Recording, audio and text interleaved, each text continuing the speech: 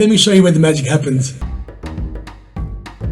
You can see that all our shelves are full from fabric from Turkey. It just arrived recently, and this is how we actually save money. Every sheer curtain is ironed. This machine actually doesn't move.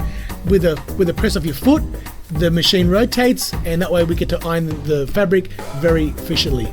Believe it or not, most people cut the fabric with scissors. Now, we've imported this machine from Holland, and no one actually touches the fabric. It gets hoisted up, and then a blade cuts the fabric. All we do is just enter the drop. That way we make less mistakes. This machine here puts on the tape. Now, the problem with this industry at the moment is that everyone's retiring that makes a sheer curtain. To find a good person to make a curtain, it's really hard. So this is a fully automated machine. This puts a tape on without any hassle. So this next machine is a hemming machine. So this is where we put the side hem. It's fully automated, and this means no room for error. It takes us more time to put hooks and bag a curtain than all the other stations.